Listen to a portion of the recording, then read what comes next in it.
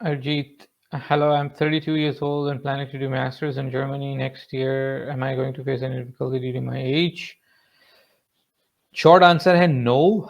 मैंने अभी I think कल या परसों एक वीडियो रिकॉर्ड की है इसी टॉपिक में, उस पे ये चीज़ भी डिस्कस की है। वीडियो कोई और टॉपिक है लेकिन उसमें मैंने एज का फैक्टर भी इसमें डिस्कस किया है, तो वो भी आप देखिएगा। वो नेक्स्ट डेज़ में मैं उसको पब्लिश कर दूँगा।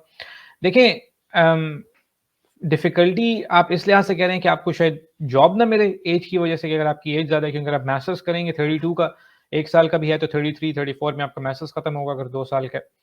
तो मैं आपको ये बता सकता हूँ अपने एक्सपीरियंसेस से कि मेरी क्लास में काफ़ी स्टूडेंट्स ऐसे थे, कम से कम 5 4 से 5 या 5 से 6 तो ऐसे थे, जो उस वक़्त 35 ईयर्स के थे, जब वो एमबीए कर रहे थे हमारे साथ। और एमबीए क्योंकि वो पहले बैचलर्स के बाद 8-8 10-10 साल जॉब्स करते रहे थे। तो ऐज का मैं आपको बताऊँ कि मैंने कोई एज़ सच इस तरह से कोई डिस्क्रिमिनेशन नहीं देखा। जिन कंपनीज़ में मैंने काम किया जर्मन कंपनीज़ के अंदर और जहाँ मैंने इंटरव्यूज़ दिए हैं, कि कोई जो है वो अपनी पहली जॉब कर रहा है और वो देख रहे हैं कि ओह यार इसकी एज तो 35 है तो इसको तो जॉब नहीं देनी चाहिए।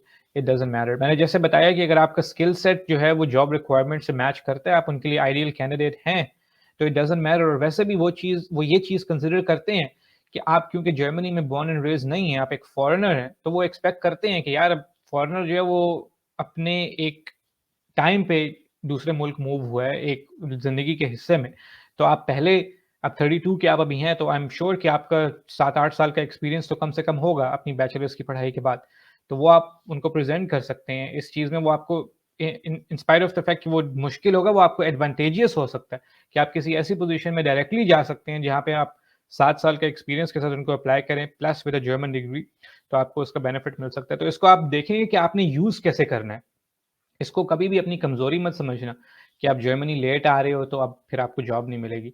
मेरे हिसाब में there is nothing wrong in it, क्योंकि मैंने ऐसी बिल्कुल कोई चीज़ नहीं देखी। So it it doesn't matter at all. मगर मैं इस हिसाब से एक और वीडियो जो मैंने ऑलरेडी रिकॉर्ड की हुई है वो भी रिलीज़ करूँगा, आप उसको भी देखिएगा। उसमें मैंने डिटेल से इस टॉपिक के ऊपर बात की हुई है।